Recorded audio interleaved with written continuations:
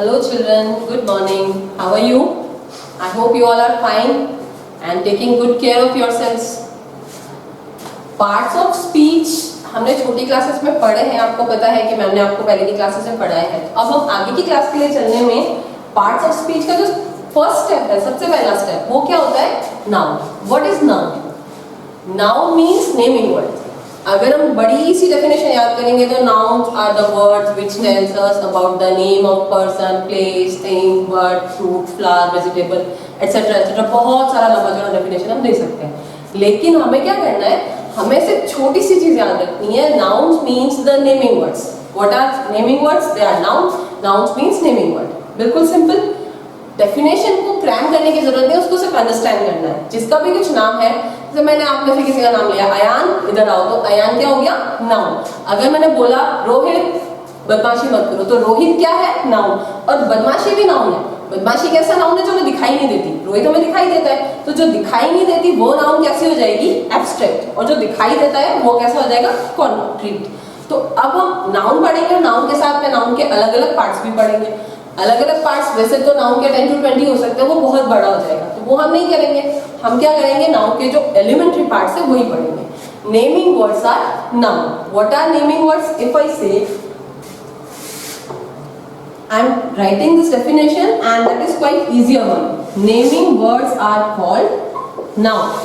लेकिन जो आपको बड़ी वाली डेफिनेशन मैंने बोली है ना, वो भी याद जरूर करनी है, ऐसे नहीं कि उसको करें ही नहीं। Naming words are called nouns. अब अगर इसको डिस्क्राइब करें तो noun is the name of a person, place, fruit, flower, bird, vegetable etcetera etcetera etcetera. जो भी चीज का नाम बोले। अगर हम लोग बात करें तो एक बोर्ड भी नाउन है, मार्कर भी नाउन है ना। अगर हम बात करें तो जहां मैं खड़ी हूँ वो भी नाउन है। तो ये सारी चीजें नाउन है। Naming words are called nouns. अब इन्हीं नेमिंग वर्ड्स का एग्जांपल्स आपको देना है। आपके आज के थोड़े थोड़े से ज्यादा टास्क होंगे, क्योंकि 5-5 वर्ड्स देंगे। तो अब पहले टास्क की बात करें तो नेमिंग वर्ड्स, आपको सिर्फ नाउन के एग्जांपल्स लिखने हैं। क्या लिखना है? नाउन के एग्जांपल्स। उसके बाद में next is naming words are called noun, but what kind of noun are there? Noun has been divided in some parts: proper noun and common noun. Proper noun, common noun.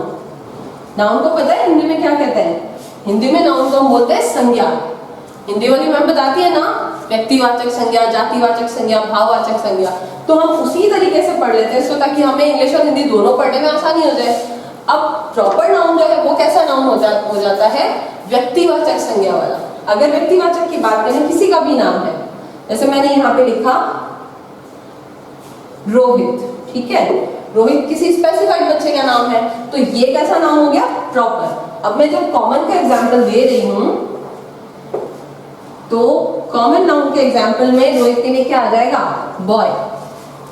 अब common noun जो होता है उसकी तो हम Plurals भी बना सकते हैं, लेकिन प्रॉपर नाउन का प्लूरल हम नहीं बना सकते। माना कि रोहित नाम के बहुत सारे बच्चे हैं, लेकिन जो ये रोहित मैंने किसी भी स्पेसिफाइड रोहित के लिए बोला, वो तो एक ही है ना अपने आप में। जैसे मैंने एग्जांपल दिया सिटी। सिटी यानी शहर। सिटी बहुत सारी है, आपको पता है। अगर हम इंडिया की बात करें तो पता नहीं कितने सारे डिस्ट्रिक्ट्स हैं और हैं। तो इसी तरीके से अब अगर मैं आपको एग्जांपल दूं, सिटी में स्पेसिफाइड सीकर। सीकर नाम का सिटी और हो सकता है, लेकिन अपना सीकर तो एक ही है ना। तो जस्ट वैसे अगर मैंने किसी का नाम बोला तो वो चीज, उस नाम की और चीजें होंगी, लेकिन वो प्रॉपर अपने आप में एक ही है। और यही क्या होता है हिंदी में तो व्यक्तिवाचक संज्ञा और इंग्लिश में प्रॉपर नाउन। सो इसको हम हिंदी में क्या कहते हैं? जातिवाचक संज्ञा। What it is known as? In Hindi it is जातिवाचक and in English it is common noun, and about this it's proper and व्यक्तिवाचक। हिंदी में ये क्या हो गया? व्यक्तिवाचक, और इंग्लिश में प्रॉपर नाउन। तो इसी तरीके के एग्जांपल्स आपको देने हैं। एग्जांपल्स मैं आपको सजेस्ट कर देती हूँ। जैसे आपका फेवरेट एग्जांपल चॉकलेट। चॉकलेट तो आप लोगों को बहुत पसंद ही है। अब अगर चॉकलेट मैं लिखूंगी तो चॉकलेट प्रॉपर तो क्या होगा? लिक्विड में आ जाएगा, तो उसका प्लूरल तो नहीं बनेगा। लेकिन चॉकलेट के काइंड्स अगर हम देखें तो यहाँ चॉकलेट आ जाएगा, इधर आप डेयरी मिल्क लिख दो। अगर मैंने लिखा कैंडी, इधर आप मैंगो बाइट लिख दो। आप लिख सकते हो अपने हिसाब से अलग अलग एग्जाम्पल्स। अब आप फ्रेंड का लिख सकते हो, यहाँ पे फ्रेंड क्या आ जाएगा? कॉमन नाउन में आएगा। और फ्रेंड के जैसा एग्जांपल में आपके जो पसंद के फ्रेंड्स उनके नाम लिख सकते हैं, जो भी आपको अच्छा लगे। तो इसी तरीके से आपको लिस्ट बनानी है। प्रॉपर नाउन और कॉमन नाउन, आपको 10 प्रॉपर नाउन्स लिखने हैं और 10 कॉमन नाउन्स लिखने हैं। Is that clear? So this you are suppose to do. एक टास्क पूरा हो गया। अब उसके बाद में हम क्या करेंगे, प्रॉपर नाउन कॉमन नाउन के बाद में हमारा अगला टॉपिक होगा noun singular and noun plural.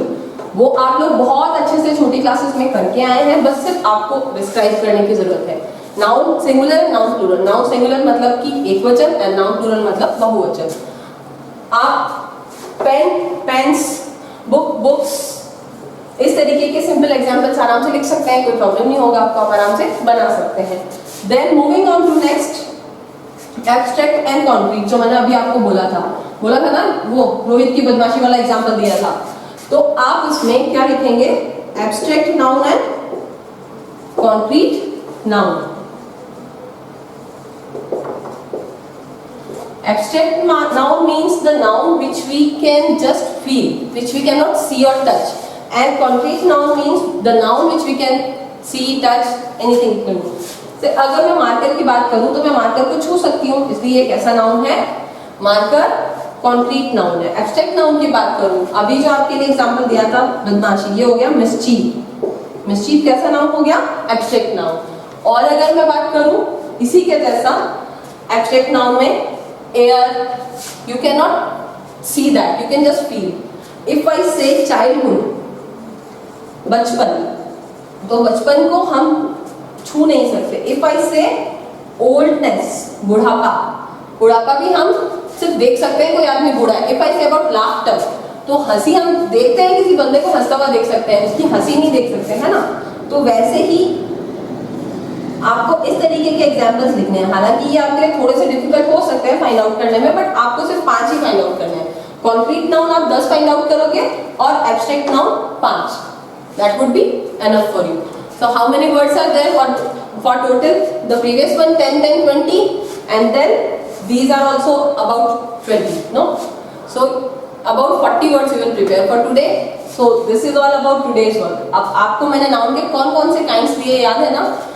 Naming words are noun, पहले तो डेफिनेशन बताया, डेफिनेशन के बाद में इन नेमिंग वर्ड्स में हमने जो काइंड्स करे, proper noun, common noun. Proper noun common noun को अगर ओवरव्यू करें तो हिंदी में क्या है, प्रॉपर नाउन व्यक्तिवाचक संज्ञा और जातिवाचक संज्ञा है कॉमन नाउन। इसी तरीके से एब्स्ट्रैक्ट नाउन और कॉन्क्रीट नाउन, इनका हिंदी में मैं लिख देती हूँ। एब्स्ट्रैक्ट नाउन को बोलते हैं भाववाचक संज्ञा। हिंदी में पढ़ते हैं ना जातिवाचक, भाववाचक, व्यक्तिवाचक संज्ञा, तो बिल्कुल वही वाला भाववाचक संज्ञा जो उसको क्या कहते हैं, एब्स्ट्रैक्ट नाउन। ये हालांकि कॉन्क्रीट नाउन हम हिंदी में नहीं पढ़ते, बट इंग्लिश में ये होता है। Concrete noun means the nouns which can be felt, which can be touched, those are that. आप इसमें बहुत सारे एग्जांपल्स लिख सकते हैं, मैंने एक ही लिखा है, marker, pen, book, table, chair, etcetera etcetera.